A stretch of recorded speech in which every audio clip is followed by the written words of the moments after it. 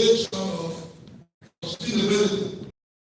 We are committed to an environmentally responsible growth that integrates climate resilience, green technologies, conservation of our natural resources and future generations.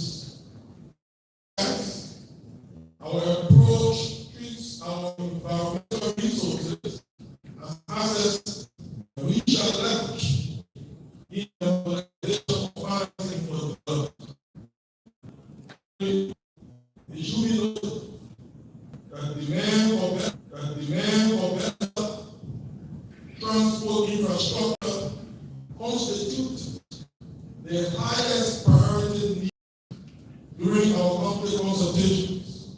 Hence, paving 485 kilometers of primary roads, the laying out of all community roads and public capitals is started in response to the citizens' demand for social welfare. We understand that the well-being of our people is the true measure of our progress. We have targeted to reduce the proportion of the population that is more dimensionally from the current 45% to 36% by 2029 by tackling deprivation in health, education, living conditions, especially by increasing access to electricity, clean water, sanitation facilities, among others. The AIB and the cities have therefore set out interventions for improving education, healthcare, water sanitation, renewable energy access, social protection, and housing to uplift the quality of life for citizens. Governments, aware of the role of public service delivery and decision making. The preliminary cost estimate of the plan, the new arrested data for inclusive development over the next 5 years is put at $8.4 billion. Government contribution is projected at 30%, while the remaining 70% will potentially result from the private sector, development partners, the diaspora, the regard, enhancing a domestic resource mobilization through improvements in tax administration, tax policy reforms, especially tax expenditures, as well as cutting down on necessary public spending. Government will also strive to retain or have a macro fiscal sustainability balance in line with the ECOWAS public debt to GDP ratio less than 70%. We keep inflation to below 10% over the next 5 years. On trade integration, the signing of the African Continental Free Trade Area Agreement at this inception in March 2018 and its subsequent ratification in July 2023 demonstrate Nigeria's willingness to promote socio-economic growth and development by accelerating trade between Nigeria and the rest of the sub-region and improving Nigeria's trade position globally. National Development Plan is not a government document. It is a collective vision of our country's future. It is a blueprint for how we address the challenges of poverty, inequality, unemployment, and underdevelopment as we advance our society. The role of the National Steering Committee is pivotal in ensuring that the AID and CDAs are those humanitarian implementation. It's also critical to get the buy-in and commitment of our development partners in implementation of their agendas. Closing, I want to express gratitude to His Excellency President Joseph N Boakai, one of whose supervision and visionary leadership this process has sailed thus far. Today, the National Steering Committee's anticipated endorsement of the draft AID represents the last major step in the launching of formulating the government's new national development plan. This journey began in April of this year and has involved consultations and validation with international and national stakeholders, including county stakeholders in 15 counties of Nigeria. After today's endorsement, we will update the draft in anticipation of the formal launch of the AID in January next year, and venue and date to be communicated later. Finally, I encourage all of us to engage fully, share our insights openly, and work together to finalize and begin implementation of a plan that is not only ambitious but achievable. Together, we will pave the way for a brighter, more prosperous future for our motherland, the Republic of Nigeria. Thank you.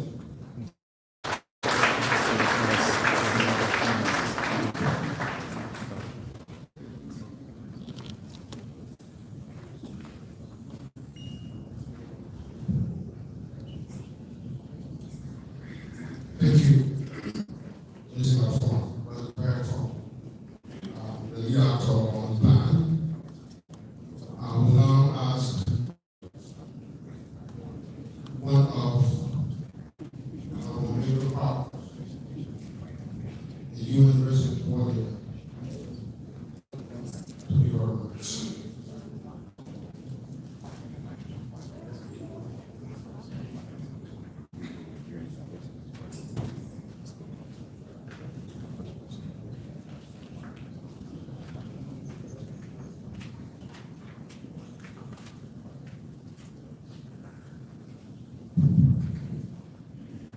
Your Excellency, the President of the Republic of Liberia, government ministers, senior government officials, development partners, private sector, civil society, UN colleagues, esteemed guests, ladies and gentlemen, all protocols observed, good morning. It is my pleasure to be here for the final steering committee for the design of Liberia's National Development Plan 2025-2029, called the Arrest Agenda for Inclusive Development and the 15 county development agendas. We were here not long ago to launch the planning process itself. So on behalf of the development partners and the UN team, all of us friends of Liberia, really we want to congratulate the government and the people of Liberia for reaching this important milestone. All of us here who are part of the steering committee, we feel very proud, and this is the moment to really feel proud for Liberians as well as partners. The Liberia's National Development Plan, which will be called before us, marks a transformative step towards sustainable, inclusive development. Your Excellency, when you travel to New York with a delegation of children as young as 10 years, and some young representatives, boys and girls, we behind and organized a watch party for those young ones who did not manage to go to university. And we most of the processes. And from the statements, we understood that Liberia's youthful population, natural resources, strategic people location, sustained peace, and most important, the patriotism and the determination of the people of this beautiful country offer immense potential to realize this plan. We are aware that some challenges still exist, like multidimensional poverty, unemployment, limited infrastructure, health and education challenges. However, these are not insurmountable and cannot stop Liberians from visioning a bright future once the plan is well implemented. We have been amazed at how the plan was developed through a broad consultative process with the citizens, the government, civil society, private sector, international partners, and really this national plan reflects the collective aspiration of Liberians to overcome historic challenges and unlock their nation's potential, providing a roadmap for a better and more equitable future. The process of consultation and completing this plan is very important because the consultation itself strengthens the ownership.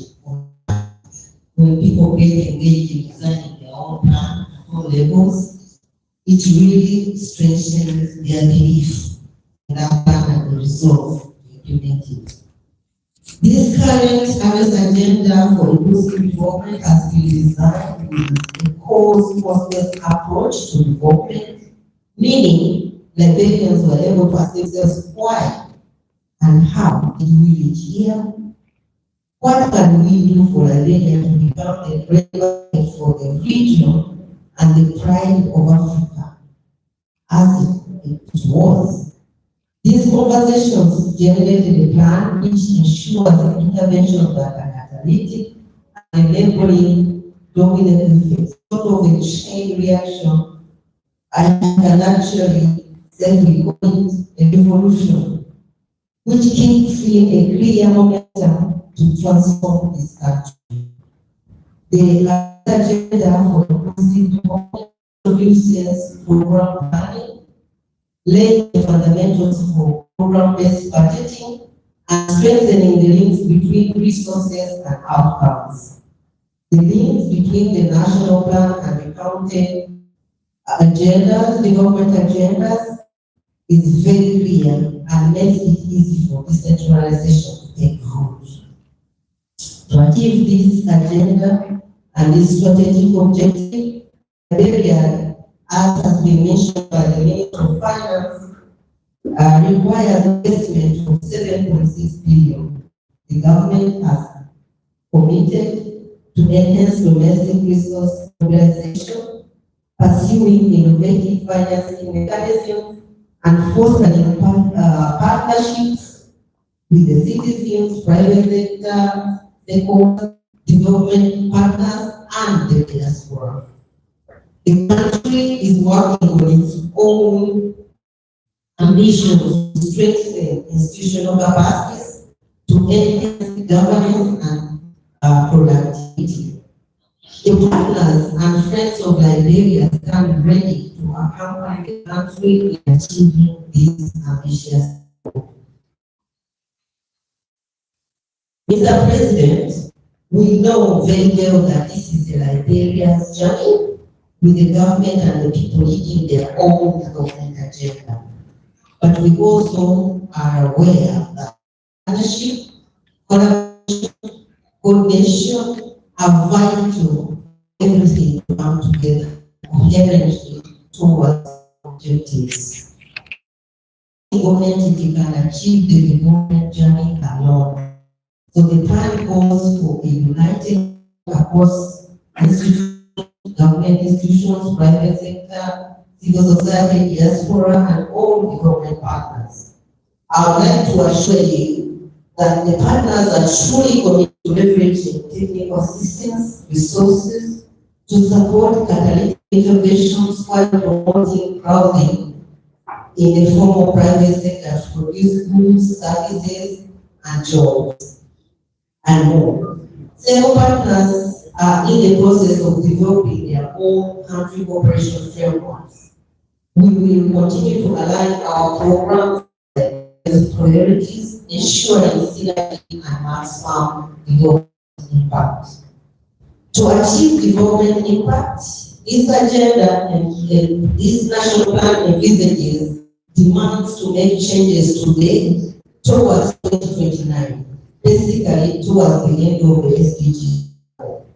It is among the few plans which are being designed in the last years as we go towards the end of 2030 agenda. So, as we've been informed, the plan has the ambition, for example, to change the literacy rates of those above 15 years from 58.6% to 62.8%, to improve multidimensional poverty index from 45% to 39%, to improve the position of Liberia in Ibrahim Index of governance and transparency, international corruption perception index, and to boost the economy to grow GDP from $850 to 1,050. Basically, India is aspiring to be a low-middle income country in the years to come. This is ambitious, but we all believe it's achievable. I remember when we were at the LDC's conference in Doha, the Liberian delegation was there, and I remember the Minister of Foreign Affairs was also there. But most of the African countries that were there were saying it is really depressing to be categorized in least developed countries. And everybody left that place saying we will be in this category again. So we're going to work hard. We see this plan as one of those that will lead country to get out of that. As the local really as the implementation begins, strong coordination mechanism and evaluation system will be crucial to track progress and adopt emerging challenges. The plan's emphasis on accountability and transparency will build trust, enhance governance, and create an enabling environment for the private sector to flourish and constantly promote sustainable development. The plan challenges us to think boldly and act decisively. It is a call to transform Liberia into a nation of shared prosperity where no one is left behind. It is clearly aligned to regional commitments like Africa Agenda 2063 and international obligations, the SDGs, and the 6 visions, and also part for the future. So, Your Excellency, this plan has hardly been funded by the government of Liberia. It has been designed by Liberian nationals, led by the Ministry of Finance and together with the Ministry of Internal Affairs and other ministries and departments. We thank you, Mr. President, once again for your leadership and total commitment to national finance. Allow me, however, this moment to thank partners who provided some supplementary funding and technical assistance during the plan process. The Embassy of Sweden,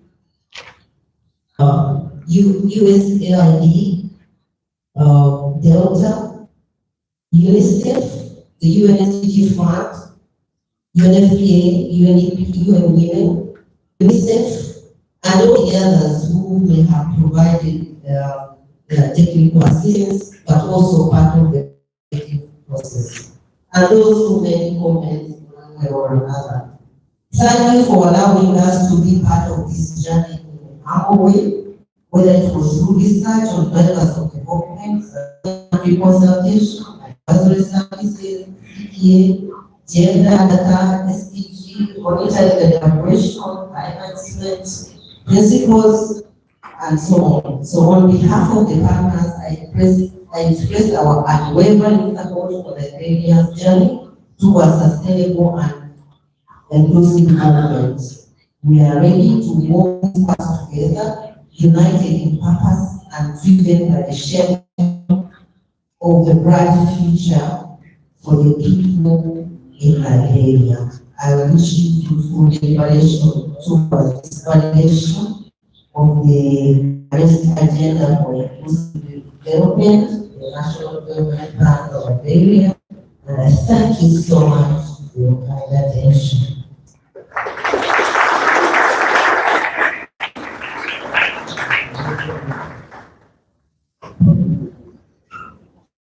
He voice of UN representative to Liberia. And of course, folks, we are at the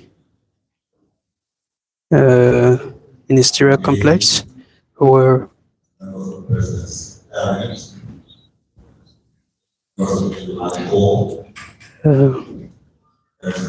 the president is about to speak.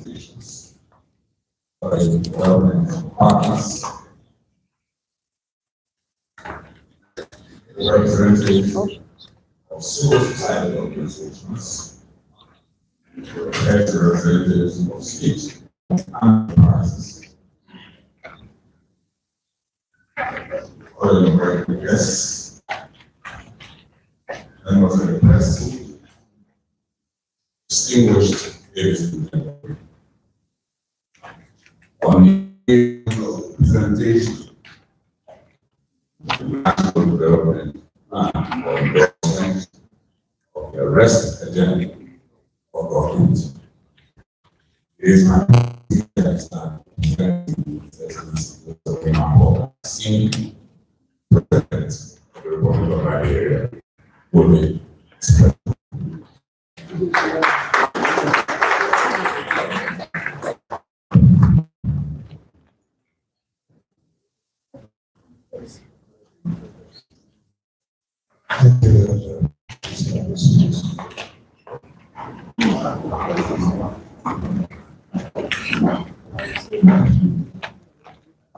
Excellency,